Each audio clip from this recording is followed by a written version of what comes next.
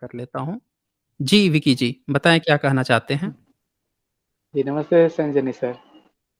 हाँ जी, नमस्ते। आपका जी, जैसे कि 13 प्रतिज्ञा जो था, जो उसका आपने प्रेज़ेंटेशन दिया, उसमें हुँ, जीव-जंतु हुँ। की भी चिंता करनी है। तो जैसे कि हुँ, हुँ, हुँ। बायोलॉजिस्ट लोग जो जैसे कि चूहे पे प्रयोग करते हैं, फ्रॉग पर या फिर शिप या फिर घोड़े पर, जिसके हुँ, खून हुँ। से एंटीडोट बनता है वेनम से। तो उन हुँ, सबको हुँ। तो डाइसेक्शन किया जाता है, फिर उस पर प्रयोग किया जाता है। तो ऐसे में ये 13 प्रतिज्ञा कैसे जस्टिफ़ाई करेंगे सर आप? देखें, इसके लिए एक्सपेरिमेंट करने के लिए आपने देखा होगा एक टाइट्रेशन होता है। टाइट्रेशन होता जी, है, पानी वाला एक्सपेरिमेंट आपने किया होगा 12th में 10th में किया होगा। उसमें क्या होता है कि पानी की बूँद गिरती रहेगी, इतनी बूँद बाद उसका कलर चेंज हो जाएगा तब पता चल जाएगा कि कलर चेंज हो गया। तो बहुत सारे ब्लड की टेस्टिंग होती है, तो उसमें क्या किया जाता है कि कुछ जो केमिकल्स वगैरह हैं उसमें डाला जाता है, चेक किया जाता है। तो बहुत से तरीके हैं टेस्टिंग के, लेकिन सारे टेस्टिंग होने के बाद फाइनल जो टेस्टिंग होती है, वो प्रैक्टिकल लाइफ कि आप पर ह्यूमन बॉडी पर अगर हम एक्सपेरिमेंट करते हैं, तो इसको फ़ायदा हुआ कि नहीं हुआ।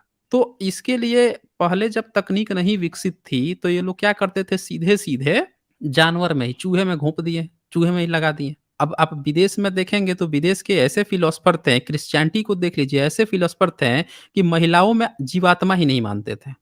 वो मानते ही नहीं थे कि महिलाओं में जीवात्मा होती है। लेकिन बाद में धीरे-धीरे अब मानने लगे कि हाँ, उसमें भी होती है। पेड़-पौधों में अभी भी नहीं मानते। पेड़-पौधों को इट प्रयोग करते हैं लिखने के लिए, ही, सी महिला के लिए, पुरुष महिला के लिए ही, सी और पेड़-पौधों के लिए इट प्रयोग करते हैं, नपुंसक मानते हैं, नहीं मानते वो आज भी।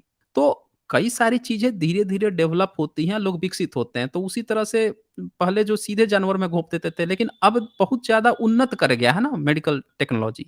अब लास्ट स्टेज में ये लोग एक्सपेरिमेंट करते हैं। अब मुझे लगता है कि और आगे जब बढ़ेंगे, और भी ज़्यादा चेंजेज़ आएँगे, ज़्यादा जानवरों पे वो करने की ज़रूरत नहीं पड़ेगी इनको एक्सपेरिमेंट।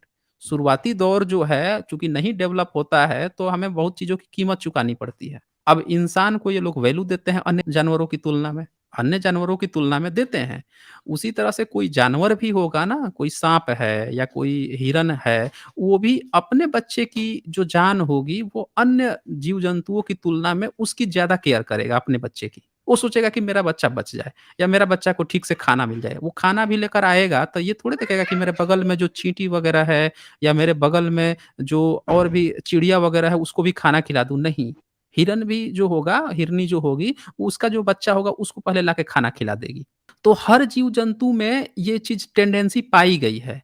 लेकिन जो बुद्ध का मार्ग है, वो ये कह रहे हैं या बाबा साहब जो प्रतिज्ञा ले रहे हैं, वो ये कह रहे हैं, हम अब चूँकि हम ह्यूमन हैं, हम जानवर की तरह नहीं रह गए कि सिर्फ़ अपने बच्चे को देखेंगे, अपने घर-परिवार देखेंगे। हम ह्यूमैनिटी की तरफ बढ़ रहे हैं। ह्यूमैनिटी कहने का मतलब कि हमें मानवता, मानव से मानवता आ रही है, तो हम अन्य जीव-जंतुओं की भी केयर करेंगे, उस पर भी ध्यान देखेंगे। अब बचेंगे, विरत होने की बात कही गई है।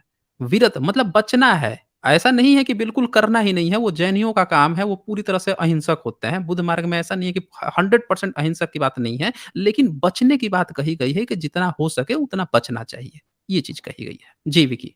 जी, जैसे कि जो हम लोग जो कैप्सूल लेते हैं या फिर कभी जो सर्जरी होता है तो उसमें स्वाइन का फैट्स यूज़ किया जाता है। पहले कुछ और यूज़ होता था, अब स्वाइन का फैट्स यूज़ होता है सर्जरी के ड्यूरिंग। हुँ, हुँ। और जो हुँ, कैप्सूल हुँ। रहता है वो, जैसे हमारे यूपी में एक जगह है हापुड़, वहाँ पर जो गाय भैंस का जो हड्डियाँ होती है उसे गलाकर कैप्सूल का वो खोखा बनाया जाता है।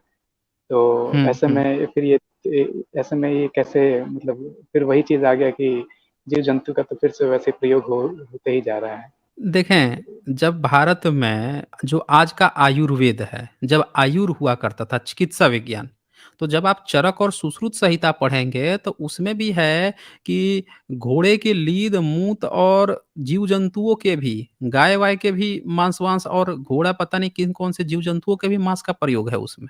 समझ रहे हैं? तो ये जी, उस देश में भी प्रयोग किया जाता था जिस देश में सबसे ज़्यादा वेजिटेरियन लोग होते थे। जब जान की बात आती है ना कि जी, कौन जिएगा, तो वहाँ पे लास्ट स्टेज में लोग हमेशा स्व की, अपने की बचाने की कोशिश करते हैं। और वहाँ पे अब कोई ऑर्गनाइज़ेशन है या कोई बहुत ज़्यादा इम्पोर्टेंट है, तो लोग उस इम्पोर्टेंट व्यक्ति को बचाने की कोशिश करते हैं। जैसे हेलीकॉप्टर है या एरोप्लेन है, उसमें से अगर 2 ही पैराशूट है 2 ही लोगों की जान बचानी है उसमें अगर प्रेसिडेंट भी हैं, तो प्रेसिडेंट की जान बचाई जाएगी दूसरा पायलट की जान बचाई जाएगी। बाकी लोगों को शहीद छोड़ दिया जाएगा। ये नहीं कि प्रेसिडेंट उप प्रेसिडेंट है, उन दोनों को बचा लिया, नहीं, ये प्रेसिडेंट पायलट, ये होता है। तो वही चीज़ है यहाँ पे, इस चीज़ को हमें समझने की ज़रूरत है कि अभी मेडिकल साइंस जो है, इसका आपने देखा कि दुनिया में विरोध भी करते हैं, जो लोग नॉन-वेज नहीं खाते और बुद्ध मार्ग जी, में नॉन-वेज खाने पे मनाही नहीं है, बचने की बात कही गई है, कम करने की बात कही गई है। ये बहुत लोगों में मिसअंडरस्टैंडिंग है, आपका भी जो क्वेश्चन आ रहा है ना, वो भी थोड़ा-सा मिसअंडरस्टैंडिंग इसलिए हो रहा है कि आप सोच रहे हैं कि शायद बुद्ध मार्ग में नॉन-वेज खाने की ही बात नहीं है, नहीं। जी, आपने देखा होगा कि भारत में जितने भी जो एससी वर्ग हैं वो लोगों को कहा गया कि मरे हुए मांस खाते थे। ये कहा गया है ना कि मरे हुए मांस खाते थे इसीलिए इनको ये कह दिया गया, वो कह दिया गया। तो बुद्ध मार्ग में ये चीज़ थी कि भैया भले ही हत्या मत करो और अगर मरा हुआ है, ताज़ा है, तो उसको आप खा सकते हो, लोग खाते थे। ये बात है, मांस खाने पे मनाही नहीं है। लेकिन हत्या करके स्पेशली उसकी हत्या करके ही खाओ, इस पर रोक की बात जी कही सर। गई, इसे अवॉइड करने की बात कही गई है। ठीक है जी, विकी, ओके। सर। एक और सवाल था सर। अच्छा, जी, पूछ जो लीजिए। प्रेज़ेंटेशन जी, एक और जो जैसे आप एक अच्छा उदाहरण दिए थे कि अ, आदम ज़माने की और लोग पहनावा कर लें तो अजीब-सा लगेगा। तो जैसे अभी रत्ना सर का जो वीडियो आया था वो चीवर वस्त्र पहनकर बाल करके वो तो विचार बदलना चाहिए था। वो चीवर या फिर बाल छिलाना क्या अनिवार्य था या फिर विचार ही दिखाना ज़रूरी था? वो कैसे देखें, देखते हैं आप? ये फ़ंक्शनल आपका बड़ा खूबसूरत सवाल है ये फ़ंक्शनल है। आपने नहीं देखा होगा कि राजरतन जी हमेशा चीवर पहन के रखते हैं, ऐसा कभी नहीं देखा होगा आपने, जी, जी। जी, कभी जी। नहीं देखा होगा। वो एक उस दिन की याद में आज का डेट डेडिकेटेड है, तो इसलिए मैं पहनता हूँ। आप देखें कि इस्लाम को भी आप देखेंगे जब ये लोग हज यात्रा पर जाते हैं, तो जाके वहाँ सफ़ेद चीवर पहन लेते हैं।